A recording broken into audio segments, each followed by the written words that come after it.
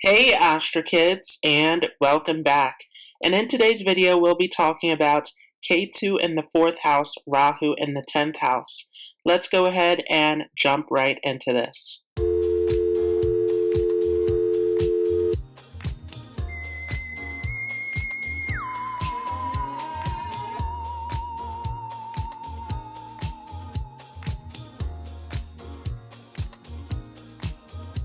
So before we get into Rahu in the 10th house and Ketu in the 4th house, we first have to understand who these entities are.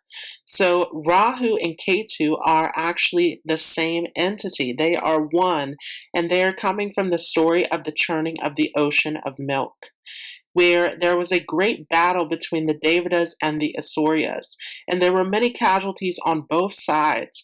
So the Devatas were looking for a solution to this problem, and they found that the solution was to churn this great ocean. And from this churning, there were many gifts that came up from the ocean. And one of these was the solution to their problem, which was the amrita, the nectar that gives immortality. And so the plan was for the Devatas to gain the assistance of the Asuryas to churn this great ocean. But the amrita was only for the Devatas. And as the amrita came up from the ocean, the Asuryas quickly grabbed it and ran. And so Vishnu came in and gave support to the Devatas by disguising himself as a beautiful woman named Mohini. And he was able to trick the Asuryas. He charmed them with his attractive looks through this Mohini figure, while secretly giving the Devatas the amrita behind his back. But there was one Asurya that did not fall for this, by the name of Swarabhanu. And Swarabhanu knew that there was something going on. And so he disguised himself as one of the Devatas and sat next to the sun and moon, and he was able to get a drop of the elixir before he was caught by the sun and the moon. They exposed him as an impostor, and as a result, Vishnu beheaded him. And usually, as Vishnu beheads an entity, the entity is liberated. But because this Asurya took a drop of the elixir, part of him became immortal, but another part of him became stuck in this reincarnating cycle. And so he was trapped in the reincarnating cycle here on Earth. And this is what this dynamic of Ketu and Rahu is all about. Rahu is representing this incarnation. It is what brings us into this world. Rahu is very worldly. It's all about our desires, our ambitions, about the things of the outside world. Rahu is an extroverted energy. Rahu also is about our destiny, our purpose. It is our unfulfilled desire that we are drawn towards in this lifetime. We have karma that we were not able to fulfill in a previous life, and this is where Rahu is taking us towards. But at the same time, if we lean too far into this desire, we can become obsessed and over-attached in this area, which leads to disappointment and misfortune. So in this way, Rahu is also about illusion and deception. Ketu is the liberated half of this being, the tail of the serpent, which is all about our past life experience, our roots, our foundation, where we are coming from. It is all about the past. And Ketu is related to deeper truths, to research, to analysis, to digging deep below the surface to find deeper meaning. Ketu is detached and dissociated from this material existence. And so in that way, where Ketu is in our charts, we have a tendency to detach in that area, to neglect that area, to abandon that area. But at the same time, because Ketu is our roots, it is the source from where we are coming from, we also have a feeling of comfort and safety in that area where we tend to escape back into that area when Rahu becomes overwhelming for us. So it is a back and forth dance between these two positions of Rahu and Ketu until we are able to learn these karmic lessons to balance these two areas. So it is very important that we are understanding the lessons of Rahu and Ketu as far as where they are placed within our natal charts. So what happens when Ketu is in your 4th house, Rahu is in your 10th house? Well, first we have to start with Ketu in the 4th house, because Ketu is our past life experience. It is the root, the source of where we are coming from. And so Ketu is here in this 4th house, and this is very important because this is a Kendra house. So anytime that Rahu and Ketu are in a Kendra house, meaning the 1st, 4th, 7th, and 10th house, this is going to be a very important experience around Ketu and Rahu, because these Kendra houses are all about our personality, our life experience, our direction. So these are huge indications. Now, Ketu coming into this 4th house can disturb your early childhood. There can be difficulties in the earlier part of your life because this 4th house has everything to do with your family, your tradition, your home, your homeland, your country of origin, your connection with your mother, your sense of inner peace and happiness, of emotional nourishment. And so Ketu, being the shadow planet that is all about letting go, that is all about detaching, dissociating, is showing that there is going to be difficulties in this area. There can be a loss of a mother figure in your life at an early age, or there can be a feeling of abandonment, of not receiving the nourishment that you needed early on. And so this can be a very difficult position where this can create a lot of difficulties emotionally, psychologically, because there is a sense of detachment, of abandonment around your sense of nourishment and comfort early on in life. And this can give a huge feeling of a letdown or a lack of love, a lack of support from a motherly figure. And so this can later on impact you where you are having difficulties with opening up emotionally, with accepting and giving love to others. This can close you off from the world where you feel isolated, disconnected within your relationships. Sometimes with Ketu in the 4th house, this can also indicate a change in location. You can change residency, and this can even indicate moving to a foreign location as well, as Ketu is going to give an aspect onto the 12th house of foreign lands. And so this can indicate that there is some sort of disturbance within your home environment that is leading to a change. And within your life, this can be brought on by a crisis point as well, as Ketu aspects over to the 8th house. This is going to cause a lot of sudden changes and events within your life that can take you through different moods and emotional disturbance. With Ketu in this 4th house, you are coming from a past life experience where you were nurtured, where you were given the protection and comfort that you needed. So in this life, others look to you as someone who is nurturing as well. And because of this, people can rely on you a great deal. And so you want to be careful about how much you are giving to other people. There can be a tendency to fall into situations of manipulation, of deception, where others are continually taking from you, continually seeking for you to give to them. And so this position is very important for getting to the root of what makes you happy, what makes you feel nurtured. In some cases, many of you have a detachment from your emotions, again, due to this early feeling of disconnection. So this is all about getting connected to yourself and understanding how you feel and what makes you truly happy. There can be a feeling of dissatisfaction within life, of always finding difficulties around your emotions and your connections with others. In particular, this can cause issues around the mother figure. So you can also be in situations where you have a mother who is very smothering. And so there typically is two extremes to this placement. There can be a mother who is deceased or detached, not providing the nourishment to you, or there can be a mother who is extremely attached to you to the point where it is suffocating. There can be a mother figure who demands a lot from you, who can even manipulate you into putting her needs before your own. And so it is very important that you are reconciling this connection with your mother. And this can come not necessarily through your approaching with your mother figure, but also through this, again, healing of yourself, of getting connected with your needs and your feelings. This fourth house is all about the heart space. So this becomes about getting to the root of your heart and your emotions. Sometimes with this position, there can be a tendency to rely on substances, on food, on different outlets to try to get that sense of emotional satisfaction. Ketu is also a very spiritual planet.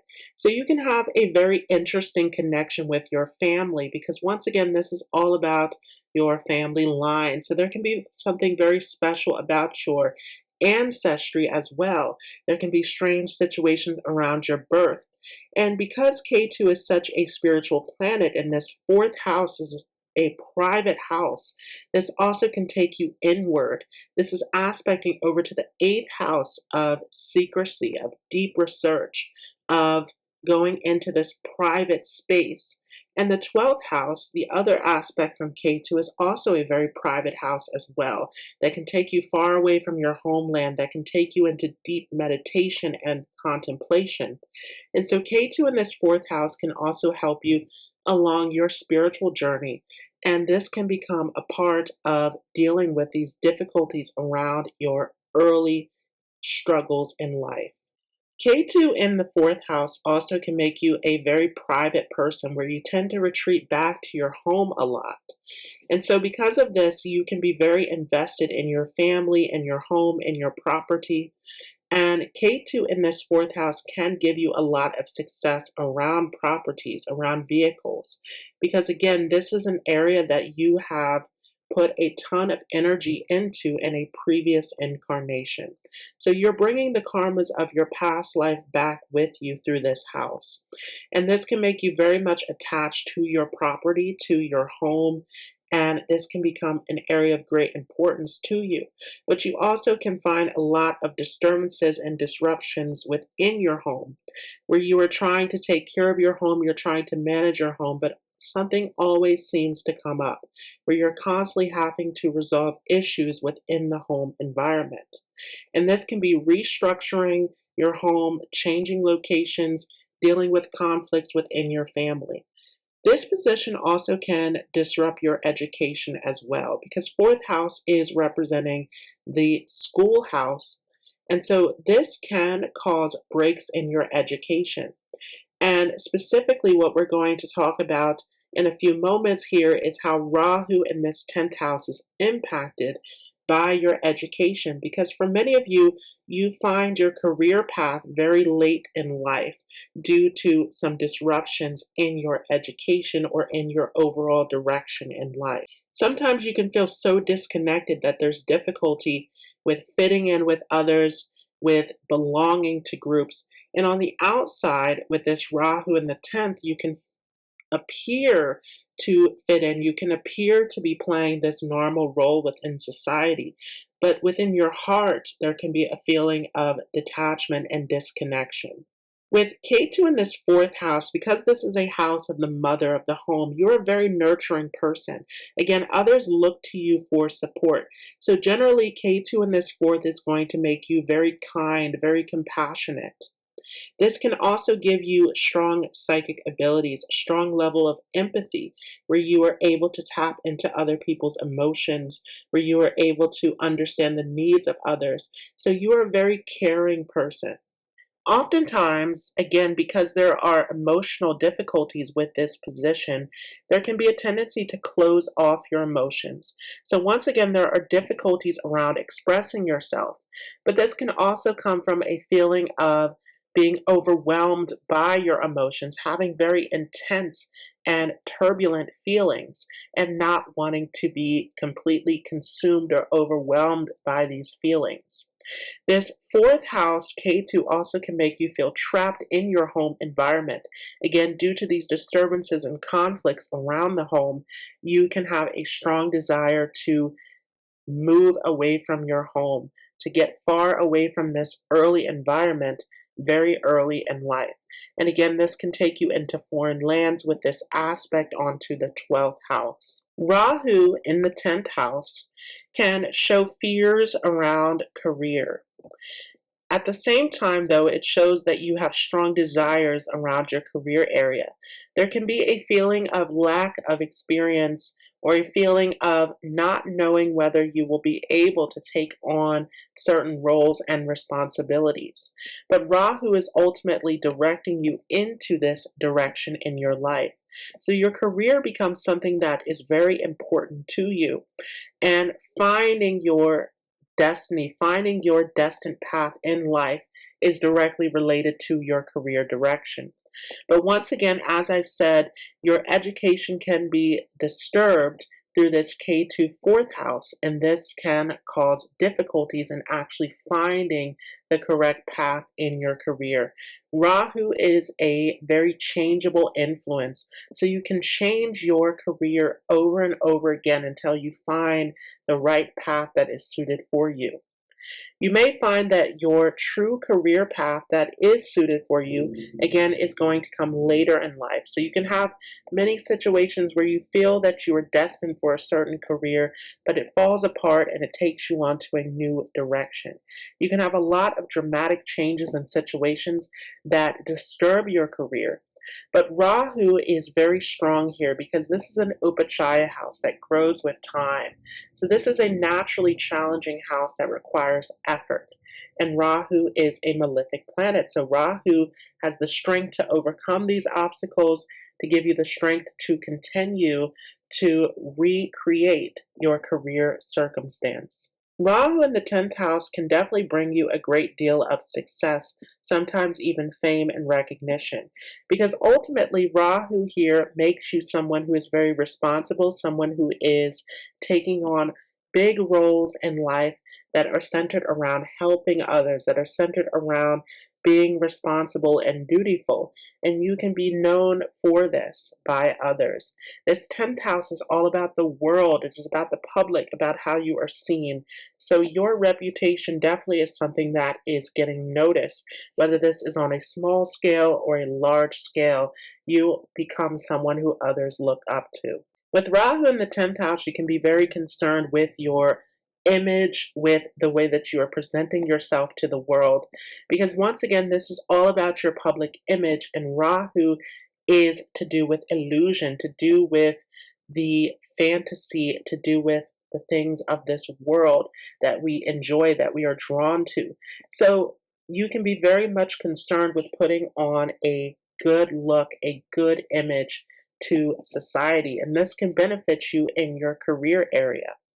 Sometimes this can disturb relationships with your father because father and authority figures can be seen through this 10th house. You also can get support through a father figure or through an authority. Bosses or powerful people who you are connected to can support you through this area. But you also want to keep in mind that Rahu is illusion. So you can come up against deceptive people who are having other agendas that are going along with this support that they're giving to you. So be very careful of covert contracts. Be very careful of people who are trying to manipulate, to take advantage in this area. You can definitely have issues around scandals, around legal concerns that can pop up in your career area because Rahu is aspecting onto the 6th house of conflicts. You can have competition. You can have all sorts of issues where you are having rivals, where you're having people coming up against you. So again, be very careful of getting into situations of deception. But Rahu also gives you the strength to overcome these conflicts. You can also have conflicts around your health. and around other issues within your life. But once again, this Rahu is giving you the strength, it's giving you the ability to overcome these obstacles. So you ultimately find ways, you find skills, you find resources that can help you to battle over these legal, health, and competitive issues that you're running into. Rahu in the 10th house sometimes can tempt you to take shortcuts, to take unconventional paths within your career. So once again, be very careful about who you are trusting and looking over the fine print, the fine details of the situation that you're getting into. This is very important because this can land you into difficult situations. Rahu is aspecting that second house within your chart. So once again, you can have issues related to diet, related to the things that you are taking into your body that have to do with that emotional challenge, that obstacle that you're having in the fourth house. So there can be issues of overeating, undereating, and again, using certain substances or foods for emotional purposes. So be very careful of your health in this area. Rahu here in this 10th house can also make you afraid of obstacles or challenges. But once again, as I've said, Rahu in this area can help you to overcome those obstacles and difficulties. It can also bring obstacles around finances as it aspects that second house of your resources. Ultimately, this is an excellent placement, especially as you go through the Rahu Mahadasha, as this can take you through great success and overcoming obstacles that ultimately put you in a position where you are someone who is recognized, where you are someone who is a leader by example. Now, of course, you always want to look at where is Rahu and Ketu placed within your chart. What sign is it in? What house is it in? Is it in a conjunction with any other planets? Is it being aspected by any planets? And to look at this in multiple Varga charts. And of course, the aspects of Rahu and Ketu, as Ketu aspects your 8th and your 12th house, and as Ketu aspects your 8th and your 12th house, and Rahu aspects your 2nd and 6th house, these will become active during those Mahadashas. So those impacts will come stronger through the Rahu and Ketu Mahadasha. These also can impact you as you get into your 40s, as that is when these planets begin to mature within your life.